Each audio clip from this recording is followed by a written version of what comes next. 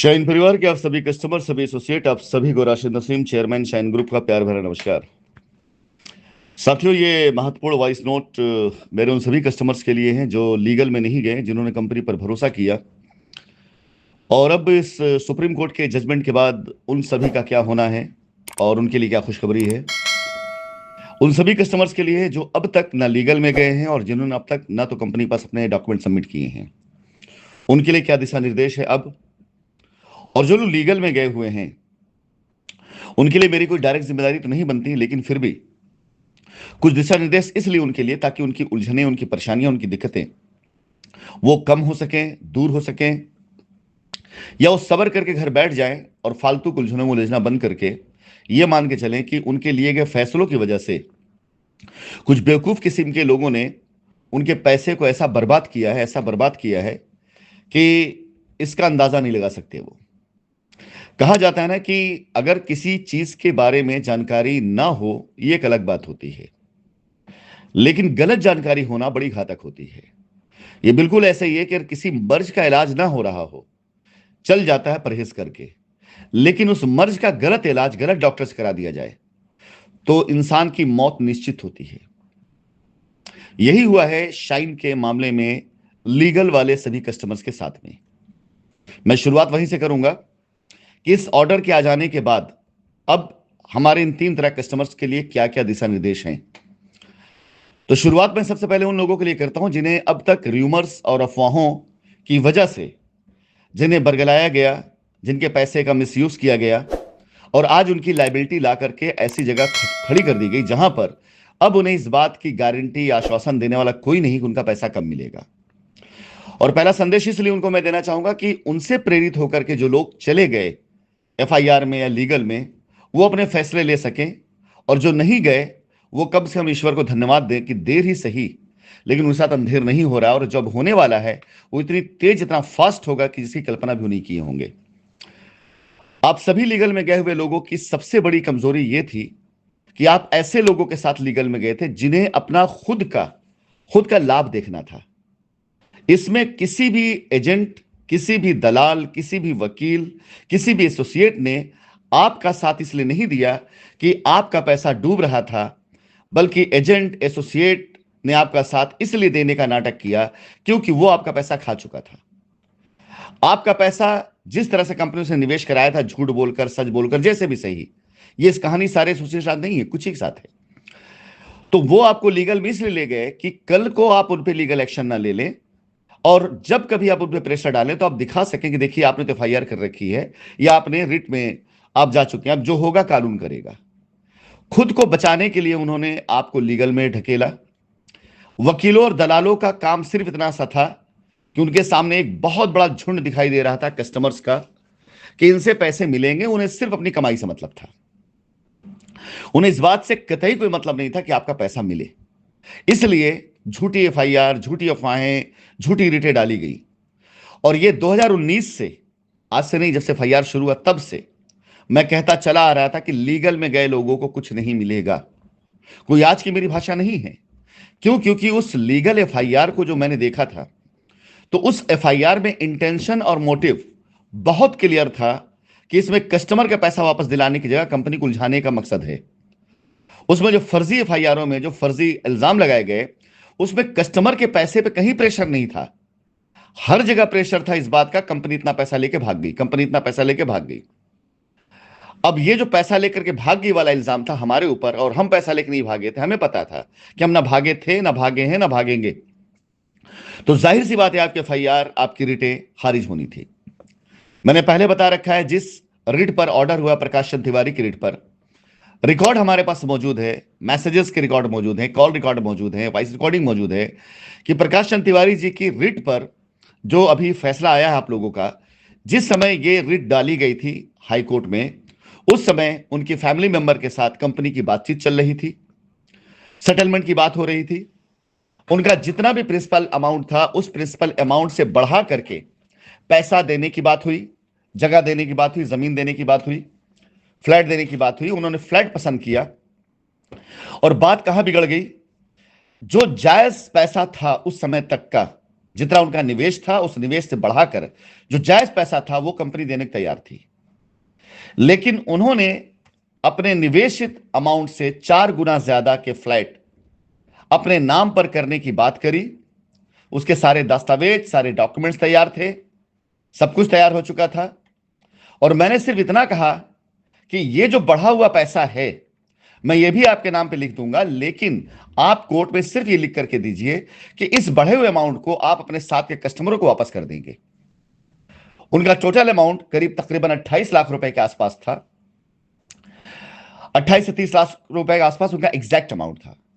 75 लाख रुपए का उन्हें फ्लैट ऑफर किया गया। उन्होंने पसंद किया और कहा ये मुझे लिख दीजिए। लेकिन बाद में 1.5 करोड़ रुपए की प्रॉपर्टी यानी 2 फ्लैट उन्होंने अपने नाम करने के लिए कहा और यह कहा कि आप ये हमारे नाम लिख दीजिए। मैंने पूछा बाकी का पैसा, तो यह हुआ कि जो बाकी की लायबिलिटी है हम वो चुका देंगे। ये लिख करके आप कोर्ट में दे दीजिए कि आपके निवेशित अमाउंट के बदले में आपको फायदे के साथ पैसा मिल गया, फ्लैट मिल गए, और बढ़े हुए अमाउंट का जो है पैसा वो आप अपने साथ के बाकी कस्टमर को वापस कर देंगे। इस बात से उन्होंने इनकार कर दिया। डील वहां खत्म हो गई। अगर मैं चाहता तो उस समय 1.5 करोड़ रुपए का फ्लैट लिखवा करके बाकी सारे कस्टमर साथ अन्याय कर डालता। इस पूरे के पूरे वार्तालाप के, इस पूरे डील के रिकॉर्ड मौजूद है हमारे पास। पूरी तरीके से उनका रिकॉर्ड, उनकी रिकॉर्डिंग, उनके मैसेजेस सब मौजूद हमारे पास है। वक्त पड़ने पर हम इसे कोर्ट के अंदर जरूर दिखाएंगे। लीगल में गए हुए लोग या जो आपको लीगल में ले गए, उनका इंटेंशन सिर्फ और सिर्फ अपने आप को तो बचाना या ब्लैकमेल करना था। ऐसी चीजें कभी परवान नहीं चढ़ती है। और एक का दो अधिवक्तागण होंगे इलाहाबाद हाई कोर्ट में जिनको मैंने सीरियस देखा, जो कस्टमर के लिए वाकई चिंतित थे। अदरवाइज वहां पे सारे अधिवक्तागण, उनका एक ही मकसद था, कंपनी पे इल्जाम लगाओ, प्रेशर डालो, कस्टमर से पैसा लो फीस के नाम पर और कंपनी को ब्लैकमेल करो कि वो हमारी शर्तों पर कस्टमर सेटलमेंट करे। क्योंकि आपके साथ जो डील बनाई गई थी कि आपका अगर 1 लाख इन्वेस्ट है आपको 5 लाख दिलाया जाएगा, लेकिन 25% आप उनको दे देंगे। इसी के एवज में आपने फीस बढ़ा करके दी थी, इसी एवज में आप उनको बार बार पैसे देते थे और इसी लालच में आपने उनकी हर बात को माना। लेकिन उनका मकसद आपको 5 लाख 10 लाख दिलाना नहीं था। उनको अच्छे से पता था यह पॉसिबल नहीं है, नहीं हो सकता है। बस वो लालच दिखाना, लॉलीपॉप दिखाना आपको, जिसके जरिए आपसे वो हर बार पैसा वसूलते। और आज जब सुप्रीम कोर्ट का आदेश आया तो इस आदेश के बाद कोई इस आदेश पर बात नहीं कर रहा है कि अब वो आपको क्या जवाब देंगे, अब वो आपसे क्या कहेंगे। वेरी सिंपल, जो लोग लीगल में गए हैं यह आदेश सिर्फ उनके लिए है। लीगल में जो लोग नहीं गए हैं वो जिम्मेदारी कल भी मेरी थी, आज भी मेरी और कल भी मेरी रहेगी। उनकी लायबिलिटी मैं कैसे खत्म करूंगा दिए गए 6 माह के अंदर अंदर में, और वो 6 माह उसी डेट को खत्म होगा जिस डेट को मैंने घोषणा कर रखा है। जून अंत तक 6 माह खत्म होगा। अब जनवरी बीत गई है, फरवरी बीत रही है, मार्च बीत जाए, अप्रैल बीत जाए, वो 6 माह खत्म होगा जाके जून में ही। और इसकी शुरुआत आपको मार्च से मैं करके दिखा भी दूंगा। तो वो सारे कस्टमर जो लीगल में नहीं गए वो पूरी तरह सुरक्षित हैं, वो बिल्कुल निश्चिंत रहे। कंपनी उनके एहसानों तले दबी हुई है क्योंकि उन्होंने कंपनी भरोसा किया। और आज आप सब लोगों के द्वारा दिए गए दस्तावेज, आपके द्वारा दिए गए एनओसी, आपके द्वारा दिए गए एफिडेविट, ये सब कुछ आपके सब्र और कंपनी की ईमानदारी दोनों का सबूत है। आपका सब्र, आपका विश्वास, कंपनी की ईमानदारी, ये मिल करके माननीय उच्च न्यायालय, माननीय सर्वोच्च न्यायालय में हर जगह पर यह साबित स्थापित करने के लिए काफी है कि कंपनी गलत नहीं थी। कुछ लोगों ने मिलकर के अपने निज स्वार्थ के लिए, जैसे रिटों में लिखे गए कंटेंट हैं, अमित कुमार गौतम की रिट जिस दिन डाली गई थी और जब इसका जजमेंट आया था उसी दिन मैंने अपने लोगों से कह दिया था कि अब यह कस्टमर का पैसा डुबा दिया गए, ये कस्टमर अब किसी घाट नहीं लगने वाले हैं। आपको ध्यान होगा कि हमने अमित कुमार गौतम के रिट को लेकर के बहुत तेजी से एक मुहिम चलाई थी, लेकिन कुछ कस्टमरगण ऐसे थे, कुछ क्या उसमें ज्यादातर कस्टमर ऐसे थे जो खुद एसोसिएट थे, खुद चोर थे। तो उन लोगों ने प्रोपेगेंडा मार्केटिंग शुरू करी और वहां से मैंने फिर चुपचाप इस रिट की कबर खोदना शुरू कर दिया। सबकी निगाह मैंने कहीं और डाइवर्ट करी। हर कोई बंदा देखता रहा कि ये रोज रोज क्या नई बातें कह रहे हैं, लेकिन कबर खोदना मैंने शुरू कर दिया था। अमित कुमार गौतम से लेकर के जितनी ऐसी फेक रिटें थी उठाई गई, पढ़ी गई और उठाकर कोर्ट के अंदर डाली गई।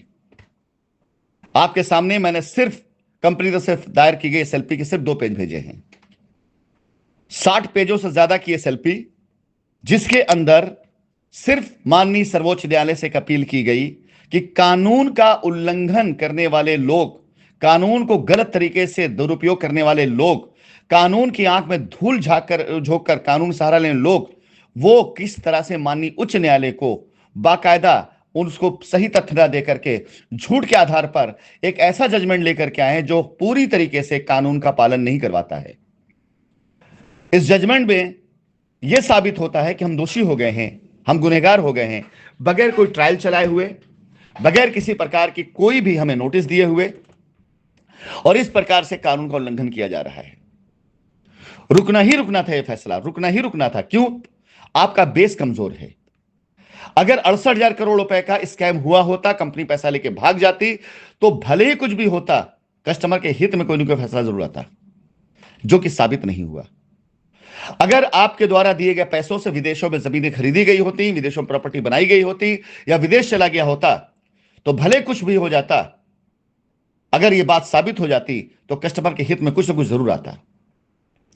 आज सोचिए आप कि 6 साल से ज्यादा समय बीत रहे हैं और आप कस्टमर जो लीगल में गए 6 साल से परेशान हैं, और इस 6 साल के बाद एक जजमेंट आता है, स्पेशल कोर्ट आपके क्लेम को पास करती है, हाई कोर्ट में चैलेंज किया जाता है उस क्लेम को, और अभी हाई कोर्ट में अमेंडमेंट करके फिर से दोबारा रिट डाली जाती है, जजमेंट पेंडिंग है, और सुप्रीम कोर्ट उस पर स्टे लगा देता है।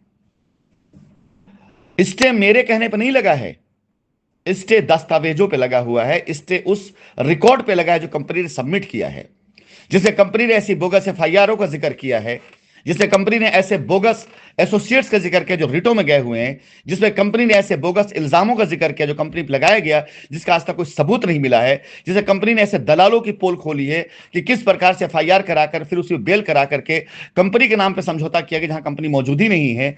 ऐसे वकीलों के बारे में, दलालों बारे में बताया जो कंपनी के वकालतनामा पर कंपनी के लिए पहले खड़े होते हैं, सारे दस्तावेज लेकर, सारे रिकॉर्ड लेकर फिर कंपनी के खिलाफ खड़े हो जाते हैं।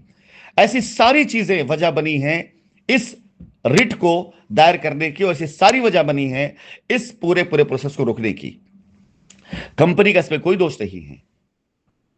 क्यों नहीं करेंगे हम इसको अपोज, अगर हम पे लगाए गए इल्जाम झूठे हैं, गलत हैं और साबित नहीं हुए? क्यों नहीं करेंगे हम अपोज अगर हमारी मेहनत से बनाई गई ये जमीनें, मेहनत से बनाई गई कंपनी, मेहनत से इकट्ठा किए कस्टमर जो लाखों की तादाद बाहर इंतजार कर हम पर भरोसा कर रहे हैं, और हम मात्र चंद मुट्ठी भर कस्टमर की वजह से उन जमीनों को बिक जाने देंगे? उन कस्टमर साथ अन्याय होने देंगे जो हमारे लिए खड़े थे? उनके साथ हम किसी तरह से कोई भी गलत काम हो जाने देंगे, जिन्हें भरोसा आज भी है कि कंपनी अगर आएगी तो हमें पैसा देगी, नहीं आएगी तो समझ लेंगे दान कर दिया? हम उनका हक मर जाने दें? क्यों चुपचाप बैठेंगे हम? मात्र चंद मुट्ठी भर कस्टमर की वजह से जो झूठ के आधार पर आज एफआईआर करा करके, रीड करा करके उनको लगता है हमने इतनी बड़ी कंपनी को रोक दिया, बंद कर दिया। आप कंपनी को रोक सकते हैं, बंद कर सकते हैं, कुछ भी करा सकते हैं, राशिद नसीम के हौसलों को नहीं बंद कर सकते हैं। आप कंपनी को रोक सकते हैं, मेरे कस्टमर के विश्वास को नहीं खत्म कर सकते हैं। और जब तक कस्टमर का विश्वास है, जब तक राशिद नसीम का हौसला है, दुनिया कोई ताकत नहीं पैदा हुई जिस कंपनी को बंद करा दे। यह कंपनी वापस लौट करके आ रही है। तो फिलहाल आप सभी लीगल में गए कस्टमर्स के लिए मेरा यही संदेश है कि इस फैसले को लाने में कंपनी का सबसे बड़ा सहयोग किया है आपके दलाल किस्म के वकीलों, एजेंटों की गई गलतियां। अमित कुमार गौतम की रिट सबसे पहली वजह बनी है, जिसके प्रूफ जब रखे गए माननीय सर्वोच्च न्यायालय में कि देखिए ये सारे कस्टमर्स ये क्या मांग कर रहे हैं। बार बार कोर्ट का आदेश आ जाने के बाद ये जा रहे मांग कर रहे हैं कि हमारे ऐसे पैसों को मान लिया जाए, ऐसी चीजों को मान लिया जाए। और माननीय उच्च न्यायालय अपने आदेश में कहता है कि हम ये नहीं समझ पा रहे हैं कि कौन कस्टमर है, कौन निवेशक है, कहां पैसा है, खुद कंफ्यूज है। और ऐसी रिट जब वहां नॉन मेंटेबल कर दी जाती है तो उसके बाद भी उसका प्रचार प्रसार किया जाता है। कस्टमर्स उसके अंदर ना के बराबर हैं, रियल वाले मैक्सिमम तो चोर बैठे हैं उसके अंदर, जिन्होंने एफआईआर कराई एसोसिएट होकर के, जमीनें लिखवा ली कंपनी की, बेल के नाम पे पैसे खा लिए, उसके बाद भी आज की तारीख में रिट में चले आए हैं। क्लेम मांगने चले आए हैं। उसके बाद भी दी गई नोटिसों का जवाब वो ऐसे देते हैं जैसे देश के अंदर कानून का नहीं उनका राज हो गया है। अगले 10 से 15 दिन के अंदर आपको उनकी औकात और उनका हश्र दोनों दिखाई दे जाएगा। सुप्रीम कोर्ट तक मामला पहुंच चुका है। सुप्रीम कोर्ट के संज्ञान में बातें आई और उन बातों के आधार पर यह स्टे लगा है। इसको आप ध्यान रखिएगा। हर वो बंदा जो ऐसे जाल में फंसा हुआ है वो ये बात ध्यान रखेगा कि यह स्टे राशिद नसीम के कहने पर, शाइन सिटी कहने पर नहीं लगा है। यह स्टे आपके द्वारा दी गई गलत इंफॉर्मेशन, लगाए गए गलत आरोप और उस गलत आरोप, गलत इंफॉर्मेशन के आधार पर कोर्ट के द्वारा आए हुए जजमेंट का गलत तरीके से इस्तेमाल करने की वजह से लगा है। इसमें हमारी कोई गलती नहीं है, इसमें गलती आपकी। तभी मैंने ऊपर लाइन में कहा कि बेवकूफ इंसान को अपनी बेवकूफी साबित करने के लिए बहुत बोलना पड़ता है और समझदार इंसान बेवकूफ इंसान की बेवकूफियों का फायदा उठाते हैं। तो आप सभी कस्टमर ऐसे बेवकूफों के चंगल में फंस चुके हैं जो ना तो अपना भला कर पाए कभी जीवन में, अगर आप ना होते तो उनका घर चलना मुश्किल था, और ना आपका कर पाएंगे। आज जरा सवाल कर लीजिए ना, ये मैंने आप सामने पेपर भेज दिया है कि इस रिट में जो ग्राउंड है वो ग्राउंड अमित कुमार गौतम और एसोसिएट्स और लॉयर्स, इनकी बेईमानियां ये वजह बनी है स्टे की। यस, ये वजह बनी स्टे की। अब अमित कुमार गौतम की रिट को अगर हमने सुप्रीम कोर्ट में रखा होगा तो सुप्रीम कोर्ट ने खुद संज्ञान में लिया होगा ना कि इसमें सही क्या गलत क्या है, इसमें हमारी क्या गलती है। आपकी रिट गलत है। अगर हमने कुछ ऐसी रिटें एसोसिएट के रिकॉर्ड के साथ रखा कोर्ट के अंदर कि जो पहले एसोसिएट भी थे, रिटों में आए हैं, पे आउट लिया है, जितने क्लेम कर रहे हैं उससे कई गुना ज्यादा ये पैसा पा चुकी कंपनी से, उससे कई गुना ज्यादा पैसा कस्टमर से ले चुके हैं, और ये बात इन्हें छिपा के रखी है, तो हमारी क्या गलती है। इसमें गलती तो उन लोगों की है जो रिटों में गए हुए हैं। ऐसे अधिवक्ता जिनके वकालतनामा कंपनी के पास भी मौजूद हैं और फिर वो जाकर के केस लड़ रहे हैं। ऐसे अधिवक्ता जो कंपनी के जमीनों पर समझौता करा करके फर्जी अथॉराइजेशन से रजिस्ट्री करा करके ये दावा करते हैं कि मेरे यहां से की गई एफआईआरें आज क्लियर हो गई, आज इनकी लायबिलिटी उतर गई, आज मेरा इतना वो हो गया, और वही अधिवक्तागण आकर के इलाहाबाद हाई कोर्ट में खड़े होकर कंपनी के ऊपर आरोप लगाते हैं। ये सबूत, ये दस्तावेज, ये पेपर, ये डॉक्यूमेंट्स काम आए हैं स्टे लाने के लिए। इसमें हमारी कोई गलती नहीं है। इसमें गलती आपके उन सभी रहबर, रहनुमा, लीडर्स, दलाल, अधिवक्ता, एसोसिएट्स की है जिन्होंने 6 सालों तक आपकी आंख में धूल झोंका और आपको बेवकूफ बनाते रहे।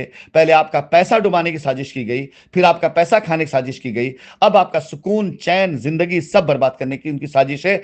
आज आप उनके पास जाए दावा करिए, देखिए आपको धक्के देकर भगा देंगे वो। आज आप कहिए जाकर के कि आपकी वजह से मेरा पैसा फंस गया, आपको धक्के मार निकाल देंगे वो। कोई जिम्मेदारी लेने वाला नहीं, आप आजमा के देख लीजिए। आज आप उन्हें फोन कर लीजिए 4 बार, आपका नंबर ब्लॉक कर देंगे वो। आज आप उनसे बोलिए सोशल मीडिया अपना खोल दें, कमेंट्स बॉक्स, और एक डिबेट पर आ जाएं, भाग जाएंगे वो। अगर नहीं यकीन तो करके देख लीजिए।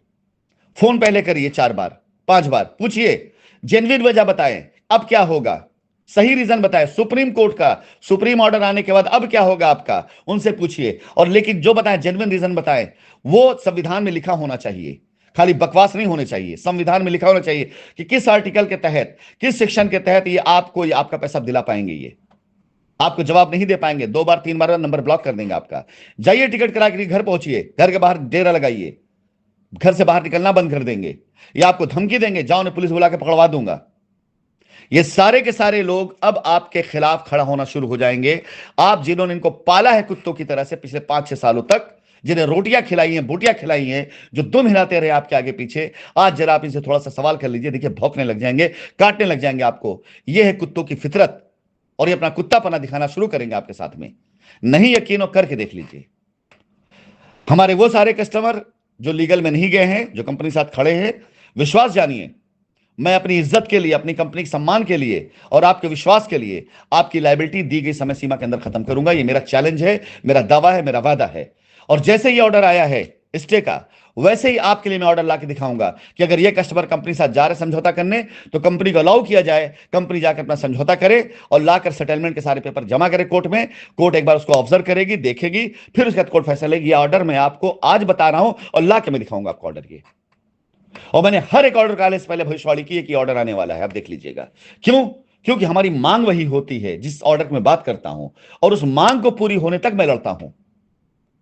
और वो सारे कस्टमर जो अभी असमंजस की बैठे हुए हैं ना मुद्रा में, यहां जाए कि वहां जाए, ज्यादा असमंजस मत रहें। आप दो ही तरह से कंपनी कस्टमर बन सकते हैं। लीगल में गए होते तो लीगल वाले जो आज डूबे बैठे हुए हैं, और अगर लीगल में नहीं गए हैं तो कंपनी साथ खड़े वाले, जिनके लिए आज की तारीख में गारंटी दे रहा हूं। इसके अलावा तीसरा कोई रोल आपका नहीं है। अगर आप लीगल में नहीं गए हैं तो कोई बात नहीं, आप आए, कंपनी द्वारा दी गई सुविधा का फायदा लें। अगर वहां भी नहीं जाते हैं तो बाहर से आपको बैठ करके ज्ञान देने की आवश्यकता कतई नहीं है, क्योंकि अपना पैसा आप खुद डुबा रहे हैं। कंपनी बहुत अग्रेसिव मोड से काम करने वापस आ रही है। हम पैसा भी वापस करेंगे, जमीन भी देंगे और काम भी करेंगे। और ये सारी व्यवस्था जब हम करना शुरू करेंगे तो आप ये मान के चले कि तब आपको अफसोस होगा, पछतावा होगा। जिस दिन कंपनी बंद कर दी क्लेम लेना, उस दिन आपको पछतावा होगा कि कंपनी ने मौका दिया था और आपने उस मौके का फायदा नहीं लिया। तो तीनों तरह कस्टमर संदेश मैंने दे दिया है, लेकिन ज्यादा हार्ड संदेश उन कस्टमर को है जो लीगल में गए हैं। जाइए, सवाल करिए, पूछिए ऐसे दलालों से कि क्या होगा अब आपका। क्यों अमित कुमार गौतम की रिट में ऐसे फेक तथ्य डाले गए? क्या सोच रखा था कि कानून की आंख में धूल झोंकते चले जाएंगे? जिस दिन इलाहाबाद हाईकोर्ट में रिटें डाली जा रही थी, वो मॉब था, मॉब। इसलिए वहां पर सब कुछ सही गलत एक्सेप्ट कर लिया गया, लेकिन फैसला नहीं आया। जिस दिन गोमती नगर थाने में, पुलिस स्टेशन में पुलिस जाकर के लोगों ने, भीड़ ने एफआईआर करनी शुरू करी, एफआईआर लिख दी गई। क्यों? क्योंकि मॉब था वो। जब 156(3) के तहत मुकदमे लिखे जाने लग गए तो कोर्ट में लगातार ऐसी एप्लीकेशन जब पेंडिंग पड़ने लगी तो मॉब की वजह से कोर्ट की तरफ से एप्लीकेशन के ऊपर आदेश होने शुरू हो गए। वो सिर्फ मॉब था, इस वजह से चीजें हो गई। लेकिन अब जब एक प्रोसेस गुजर चुका है, एफआईआर, जांच, चार्जशीट, कोर्ट ऑर्डर, तो अब इस पूरे प्रोसेस में लगाए गए आरोप जब कहीं साबित नहीं हुए हैं तो अब कोर्ट कचहरी बात मान चुकी है, कंपनी लड़ेगी। और कंपनी के अधिवक्ता जब खड़े होकर के सवाल करेंगे कि हम पर लगाए गए आरोपों के सबूत कहां है, तो जवाब सरकारी वकील को देना होगा। आपके अधिवक्ता अगर तो भाग जाएंगे, सॉरी बोल देंगे आपको, हम केस हार गए, हम ऊपर अपर कोर्ट में अप्लाई करेंगे, हम ये करेंगे, दुनिया भर कहानी बताएंगे। लेकिन जवाब सरकारी वकील को जब देना होगा तो सरकारी वकील ना कंपनी का होता है ना कस्टमर का होता है, वो सरकार का होता है। सरकार की इज्जत होती है उनकी, उन्हें कानून की लाज रखनी है, उन्हें यह ध्यान रखना है कि कानून का उल्लंघन कहीं ना हो।